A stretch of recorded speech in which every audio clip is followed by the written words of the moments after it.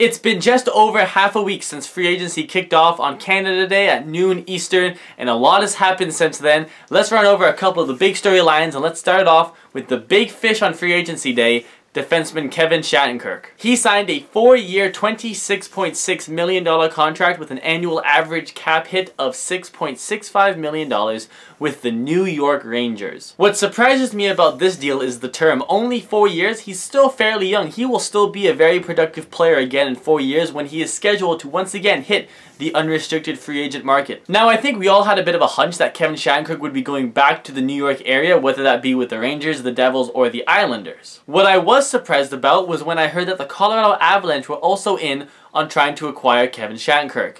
Why he would want to go to a last place team like Colorado, I have absolutely no idea, but hey, kudos for them to trying. Next, we have Justin Williams returning to the Carolina Hurricanes on a 2-year, $9 million contract. I understand it's nice to go back to a team you once played for, but he's 35, but he's very productive still.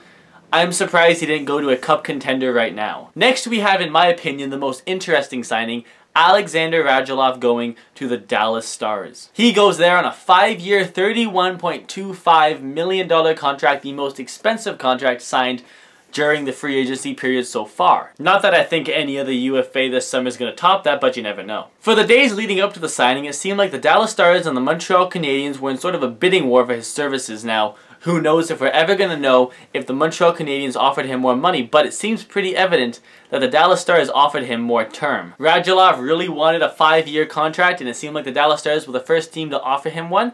Therefore, he chose to play for the Dallas Stars and leave the Montreal Canadiens with a ton of questions. To try to solve one of those problems, after Radulov signed with Dallas, the Montreal Canadiens went out and signed Alex Hemsky to a 1-year, $1 million contract. Think about this. The Montreal Canadiens this offseason have given up Miguel Sergachev for Jonathan Drouin. Why? To score more goals. So that really hurt the future of their defense. Now, you lose Alexander Radulov for nothing.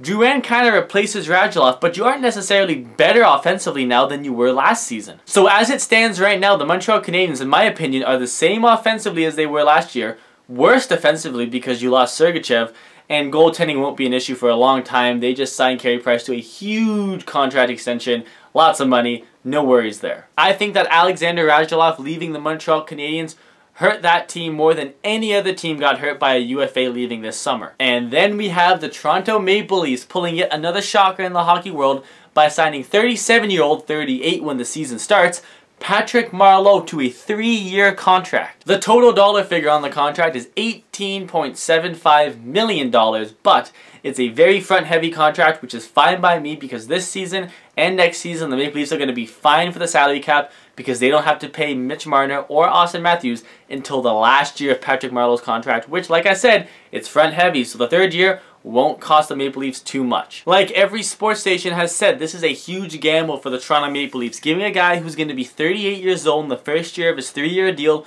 paying him a lot of money with a full no-trade clause, but as the Maple Leafs have stated many times already, this is a risk worth taking at the right time. Now, Marleau probably won't be scoring 30 to 40 goals each of the 3 seasons he's a member of the Toronto Maple Leafs. He might if he plays with Austin Matthews, but probably not. However, Marleau is a fantastic skater for his age, so he's going to be able to keep up with the young guys. He's a great competitor, defensively smart, and can play against every team's top players.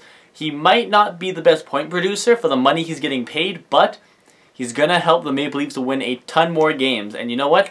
That's what we are paying him to do. In all honesty, I really didn't think Patrick Marleau was going to leave the San Jose Sharks. I was hopeful when I heard the rumors, but I really didn't think it was going to happen. I mean, he's played his entire career in San Jose. His family's there, but I guess he truly believes that the Toronto Maple Leafs have a window of opportunity right now to win a Stanley Cup, and he wants to be a part of that. Oh, and before I go, today as I'm recording this video, Connor McDavid has signed an 8-year,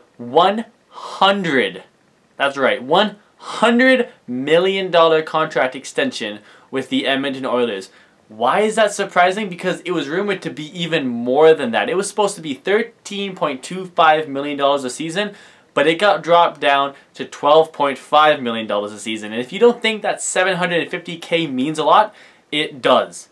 The Edmonton Oilers actually got McDavid for what I think is a steal, and at $12.5 million, he has to be an amazing player for that to be considered a steal, but we all know McDavid he's just that. So thank you all for watching my 2017 Free Agent Frenzy first couple of days recap.